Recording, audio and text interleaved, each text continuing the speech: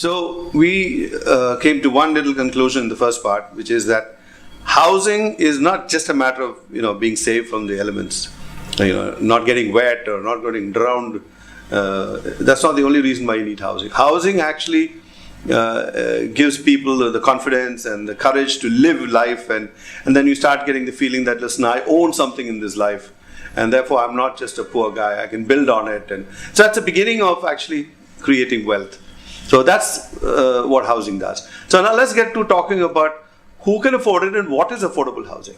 So Rana, coming to that, okay, we've established that, okay, housing is not just a matter of escaping from the rain and winds. Now you say we need housing because it is a fundamental right. Almost a fundamental right. Point from any person to go forward. Yeah, it gives him dignity and safety and security and all that, including his children. As simple as that. So what would be considered an appropriate size house for somebody who is in that level, entering into... According to my exposure, what I have seen all over the world, and even if we take our country, I have seen in a city called Bombay, a doctor couple, husband, wife, plus a senior member of the family from either of the two sides or two members from the other side, and having 2 kids.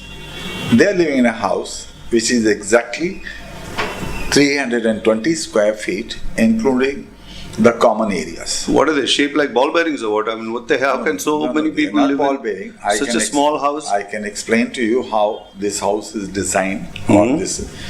It's basically, look at any 5-star hotel, which is basically 12 by 20 is the shell. Okay. Any 5-star hotel, this I mean, a standard room is what you call it. Standard room. So 12 by 20. You're talking about inside measurements. No, this outer measurement. Outside the wall. Outside the wall. Okay. And then outside is 8 feet passage. This is international standard. So in case of there's any climate. Oh, it's like a hotel, a floor in a hotel. You're saying there'll be a room which is 12 by 12 by 20, and an 8 feet long wide passage outside. That's right.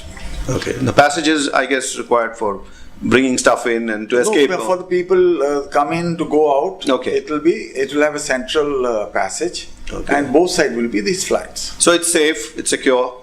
That's right. And you can evacuate people in the case of a fire or some hazard. And plus to provide the utilities. Okay. Like water, electricity. You got to run all those pipelines and stuff. That's right. Okay.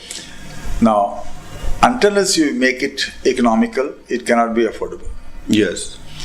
And this section which I am talking about is majority of the country, which I feel is still 60% of the country, is not in that kind of a level where they can afford to buy a house. Where they can't afford affordable housing.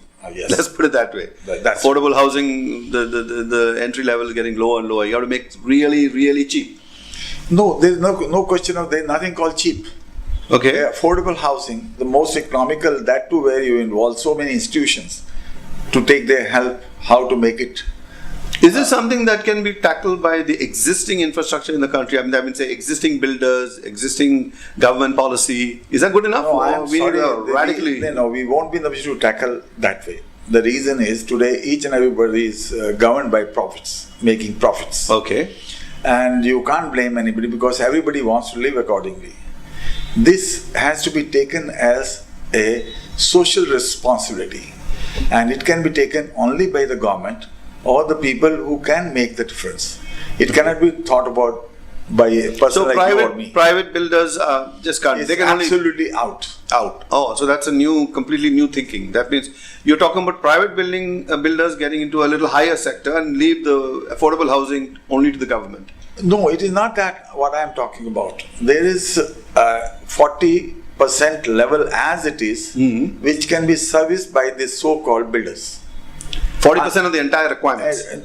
40% of the population of the country. Okay, can be served by these today's set of builders, or because they are motivated by profits. Okay. So in case they are, let's say they are selling, for example, flat at 4,000 rupees a square feet. Out of that, they can make around about gross profit is 800 to 1,000 rupees a square foot. Okay. And with all their expenses and all, they can still earn 300-400 rupees a square feet. All right. Which is a very good returns on their investments. Okay. And everybody is happy.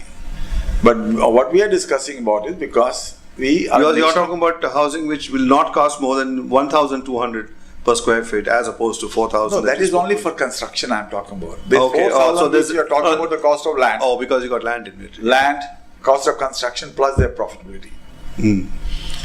So here we have to somehow remove the cost of land, which is a major cost. I can tell you, I can give you. Therefore, why the government has to step into it. That's right. Okay. Now I see the point in it. As a social responsibility.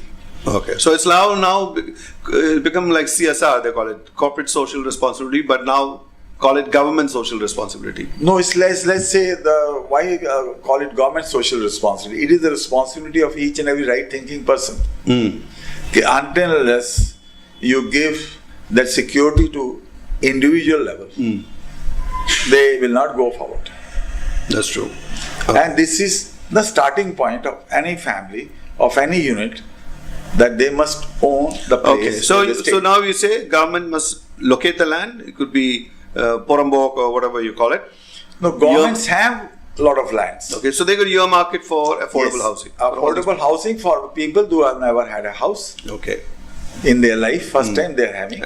So they have to divide in such a manner that some money should be brought by them. They have to make a sacrifice. Yes. I guess you give things free, then nobody has any value for it. And the government should give them two things. One is the land component, and one is cash subsidy. And then they have to repay to the financial institution at a subsidized rate of interest. So you're getting the banks involved in it now. That's right. Financial commercial bankers. The commercial banks have to be involved as they are doing agriculture, or they are doing a lot of sectors which government is refinancing again. It differs from agriculture. So similarly, there'll be a whole setup which will identify the land, identify the needy people, whoever they are. That's right. Register them, machinery, and then figure out how much they have to pay. That's right. As from their side, how much will be the subsidy. That is right. So is subsidy only coming from the government, or it should be the rich people of the country? Of course, everybody keeps talking about tax the damn rich people. No, it's again, there's no need of taxing the rich people for a particular reason. Now, all over the country, the areas are being developed on commercial level, for residential as well for commercial use, for industrial use. Okay, folks. So now what Rana is saying is that we've figured out this: what is affordable housing, and how is it going to be constructed. Now comes this tricky point of who's going to do it, and who's the organization going to supervise. So we'll come back to that in part 3 of this interview.